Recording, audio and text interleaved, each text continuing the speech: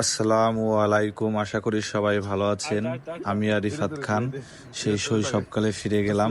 আগে জমিতে যেতাম গুলুম খাওয়ার জন্য। রিফাত আর আমি গুলুম পেয়ে কপালে ফোটানো শুরু করলাম। আমি, রিফাত আর রোমিও, এই হলো আমাদের রোমিও। ও বাড়ির সবার পিছনে আঠার মতো লেগে থাকে। এবার ধান এত সুন্দর হয়েছে, আমরা যাচ্ছিলাম আলমগীর ভাইয়া এবং বাচ্চু ভাইয়ার কাছে তাদের জন্য খাবার নিয়ে, কলা, কেক আর রুটি। ভাইয়ারা তাদের জমিতে কাজ করতেছিল। আসলে আমরা ফ্যামিলি হচ্ছে কৃষিপ্রেমী। আমার বাবা ছিল একজন কৃষক এবং আমার ভাইয়াও কৃষিকাজের সাথে সম্পৃক্ত। আমার কাকারাও সবাই কৃষিকাজের সাথে জড়িত। এর মধ্যে আমাদের পাশের জমিতে অনেক কালাই হয়েছে, সেই এখনো হয়নি। আহ উম, ঘাসের জমিতে সাইফুল ভাইয়া ঘাস কাটতেছিল।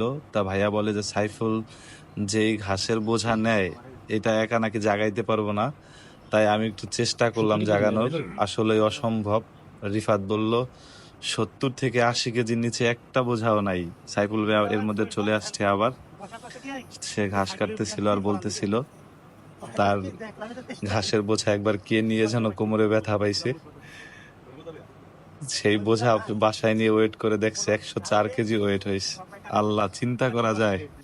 ভিডিওটি না টেনে অবশ্যই শেষ পর্যন্ত দেখবেন, দেখতে পারবেন কিভাবে সে কারো সাহায্য ছাড়া বোঝা একাই উঠায়। এর মধ্যে আলমগীর ভাই বলে, আসো তোমাদের একটা গান শোনাই। মারই না নৌকা ডুবু রে ডুবু, আমারই না নৌকা ডুবু রে ডুবু, ওই নৌকা তো মারো রে দয়াল, কি বলিব রে আর আমি কি বলিব, সোনার চানি রে কি বলিব রে আর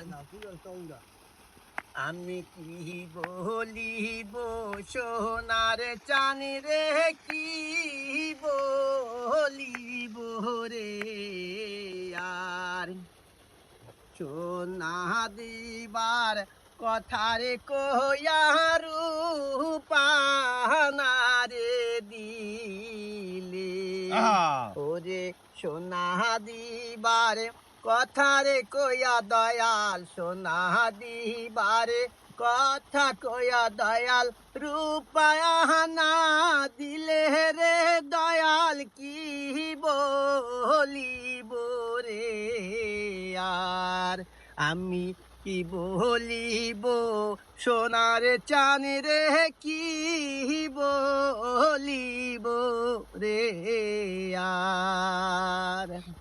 ভাইয়া এত সুন্দর গান করে যা বলার মতো না। এই সাইফুল ভাইয়া তার বোঝাটা একাই উঠাচ্ছে। এটা তার একটা টেকনিক আছে, এটা আমরা চেষ্টা করলেও পারবো না। সে তার টেকনিকে উঠাইতে পারে। এই ওঠার সময় যে কি কষ্ট হয় এটা শুধু সেই বোঝে, বা তার গায়ে প্রচুর শক্তি আছে বিধায় সে উঠতে পারে। এটা হয়তো আমরা নিয়ে উঠতেই পারবো না। এটা নিয়ে সে বাসায় যাবে, এই বোঝাগুলি আস্তে আস্তে সব নিবে। আসলে সাইফুল ভাই অনেক অনেস্ট এবং কর্মঠ এবং ভালো মানুষ।